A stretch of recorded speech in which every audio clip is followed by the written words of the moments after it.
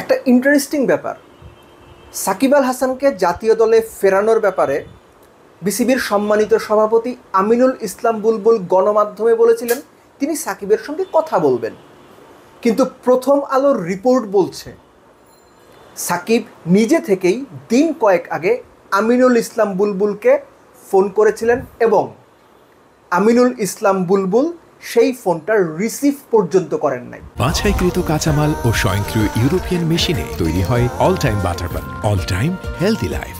সোমবার রাত্রে একটা ফেসবুক স্ট্যাটাস দিয়েছিলাম আমার পেজ দেব চৌধুরীতে যে সাকিব আল হাসানকে দলে ফেরানোর ব্যাপারে বিসিবির পক্ষ থেকে যা যা বলা হচ্ছে না, বেশিরভাগ ক্ষেত্রেই উদ্ভট বানোয়াট কথাবার্তা। প্রথম আলোর রিপোর্ট সেটাই যেন আরও একবার প্রমাণ করলো। বাংলাদেশের সঙ্গে শ্রীলঙ্কার সিরিজ ডিসাইডিং টি-20 ম্যাচ, সেটা নিয়ে আলোচনা করব, কিন্তু সবার আগে সাকিব আল হাসানের ইস্যুটা।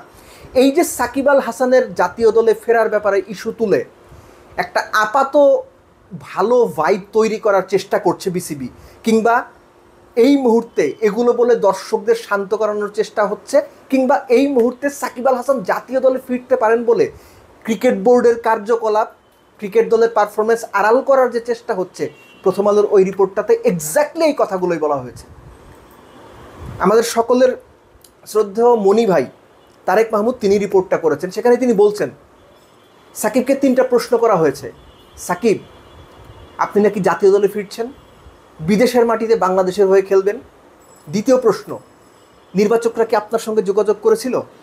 তৃতীয় প্রশ্ন, আচ্ছা যদি কোনো কারণে দলে আপনি ফেরেন বা নির্বাচকরা আপনাকে দলে ফেরায়, আপনি কি জাতীয় দলে খেলার মতো ফিট এবং মানসিক শারীরিক দুই দিক দিয়েই ফিট আছেন কিনা? সাকিব 3 প্রশ্নের একটারও কোনো উত্তর দেননি। হ্যাঁ না, মন্তব্য করতে চাচ্ছি না, কিচ্ছু বলেননি। ওই রিপোর্ট শুরুই হয়েছে 3টা প্রশ্ন দিয়ে। সাকিব পজ দিয়েছেন, কোনো উত্তর দিতে চাননি। বলা হচ্ছে তিনি কোনো কন্ট্রোভার্সিতে জড়াতে চাননি।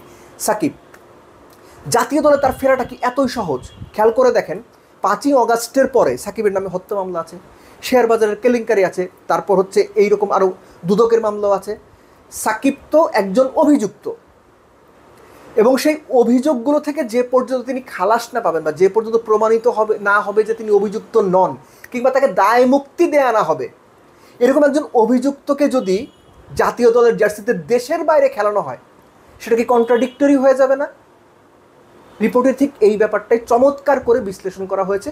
পুরো রিপোর্টের লিঙ্কটা আমি আমার কমেন্ট বক্সে দিয়ে দেবো, সময় পেলে অবশ্যই পড়বেন, দারুণভাবে লেখা হয়েছে। এবং এখানে সহজ করে বলা হচ্ছে, যেটা আমি নিজেও আমার ফেসবুক স্ট্যাটাসে বলেছিলাম, সাকিব আল হাসান জাতীয় দলে ফিরতে পারেন, এই ইস্যুটাকে সামনে এনে জাস্ট বাজার গরম করার চেষ্টা করা হচ্ছে। বিসিবি তাদের মতো করে বাজার গরম করার চেষ্টা করছে, এবং আনফর্চুনেটলি গণমাধ্যমেরও কিছু কর্মী এই বাজার গরম করার দায়িত্বটা নিয়ে নিয়েছে।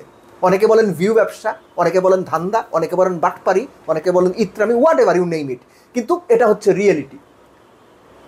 অনেকেই আমারে SMS করেছেন সাকিবকে নিয়ে কথা বলেন, সাকিবকে নিয়ে কথা বলেন। যখন সাকিব আল হাসানের আলোচনা আসলো জাতীয় দলে ফিরতে পারেন, 2-3 দিন এটা নিয়ে আমি কোনো কথাই বলিনি, কারণ তখনই আমি জানতাম যে এটা আসলে প্র্যাকটিক্যালি এটা সম্ভব না।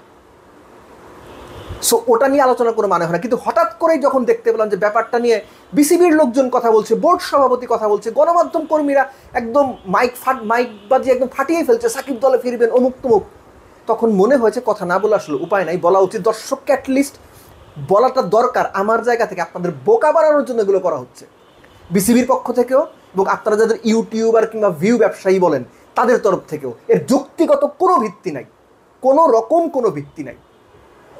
এবং এজন্যই বললাম যে বিসিবির সভাপতিও যখন বলেন তিনিও সাকিবের সঙ্গে কথা বলবেন, তখন আপনি ধরেই নেবেন যে এখানে অন্য কোনো ইকুয়েশন আছে, অন্য কোনো হিসাব আছে। নইলে সাকিব তো তাকে কয়েকদিন আগেই ফোন দিয়েছিল, এটা তিনি বলতে পারতেন না গণমাধ্যমের সামনে যে সাকিব আমার সঙ্গে কথা হয়েছে বা কিছু? উনি তো ফোনই ধরেন নাই, উনি কিন্তু বলেনও নাই যে সাকিব ফোন দিয়েছিল আমি ধরতে পারিনি, আমি ফোন দিব, এটাও তো বলতে পারেন, বলেন নাই কিন্তু। সো বিভিন্ন জায়গায় লুকোছাপার একটা ব্যাপার আছে। সাকিবের ইস্যু বাজারে বা মার্কেটে দর্শকদের খাইয়ে দেওয়ার ব্যাপার আছে। এই দেশে সাকিবের কোটি কোটি ভক্ত আছে, ক্রিকেট ভক্ত, নর্মাল নিউট্রাল ভক্ত যারা, তারাও অনেকে সাকিবকে পছন্দ করে। এই আলোচনা সামনে আসলে ক্রিকেট বোর্ডের ব্যর্থতা, ক্রিকেট বোর্ড তাদের ব্যর্থতা, তাদের উদ্ভট কার্যকলাপ এবং মাঠের ক্রিকেটের ব্যর্থতা আড়াল পড়ে যায়। কারণ সাকিব যখন সামনে থাকে তখন বাদবাকি সবাই পেছনে পড়ে যায়। এই সুযোগটাই তারা নিচ্ছেন। ভুলে যাবেন না সামনে আবার বিসিবির নির্বাচন, এবং অনেক রকম লোক এই নির্বাচন কেন্দ্রিক আনাগোনা শুরু করবে।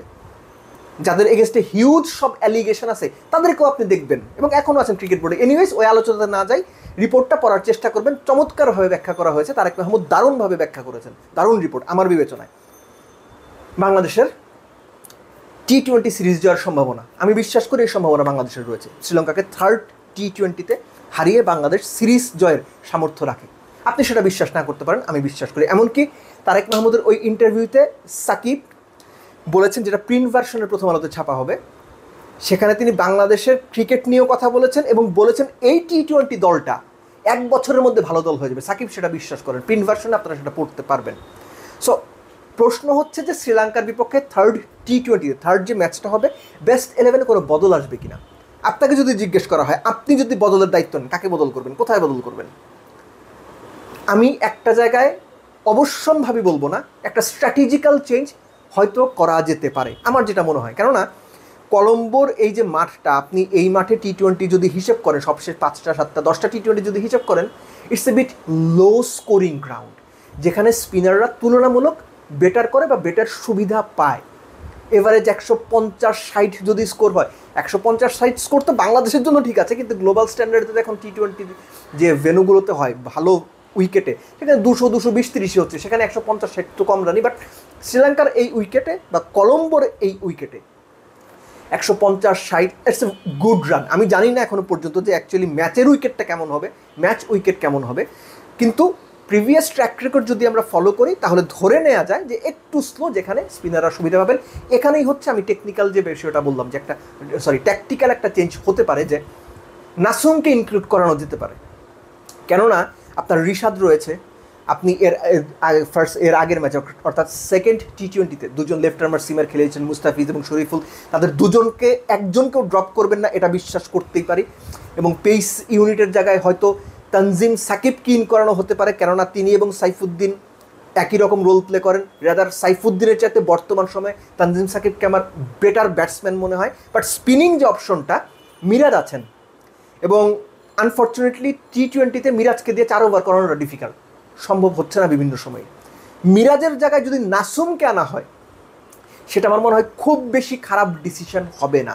টিম ম্যানেজমেন্ট ডিসাইড করবে তারা কোনটা ভালো বোঝেন, ক্যাপ্টেন ঠিক করবেন নাসুম নাকি মিরাজ, নাকি শেখ মাহিদি ভাইস ক্যাপ্টেন, যিনি 13 পর্যন্ত ম্যাচ খেলতে পারছেন না, বেঞ্চে বসে আছেন। সো মিরাজের লাইক টু লাইক রিপ্লেসমেন্ট যদি আপনি হিসেব করেন, Sheikh Mahidi can be the best possible choice, like to like replacement. কিন্তু আপনি যদি ট্যাকটিক্যাল কোনো মুভ করতে যান, যে না আমার একজন লেফট আর্মার স্পিনার থাকলে ভালো হয়, লেফট আর্ম অর্থোডক্স থাকলে ভালো হয়, আপনি নাসুমকে ইনক্লুড করতেই পারেন। কেননা অফ স্পিনার হিসেবে Shamim Patwari is a skiddy customer, good bowler.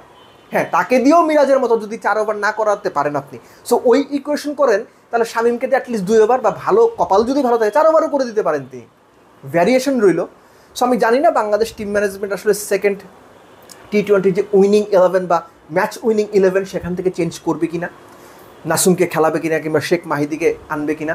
যদি বাদ দেওয়ার অপশন তৈরি হয়, এই দুজনের যে কাউকে যদি অ্যাকোমোডেট করতে হয়, লাস্ট ম্যাচের বেস্ট 11 থেকে একটা জায়গায় আমি দেখি, দ্যাট ইজ মেহেদী হাসান মিরাজ। এছাড়া আর কাউকে বাদ দেওয়ার খুব বেশি অপশনস নাই। যদি আরেকটু বেটার চিন্তা করতে হয়, বেটার বলাটা ঠিক না, আরেকটু ডিফারেন্ট চিন্তা করতে হয়, হয়তো সাইফুদ্দিনকে ড্রপ করে সেখানে তাসকিন কিংবা আপনার তানজিম সাকিব ব্যাটিং হিসেব করলে, অবশ্যই তানজিম সাকিব, আর 2 সিমার তো রয়েছেনই। সো বাংলাদেশের জন্য definitely tricky match, definitely tricky wicket হতে যাচ্ছে, বাংলাদেশের জন্য ডেফিনেটলি অনেক বড় চ্যালেঞ্জ সামনে অপেক্ষা করছে। কিন্তু এই সিরিজটা জেতারও বাংলাদেশের খুব ভালো সম্ভাবনা রয়েছে।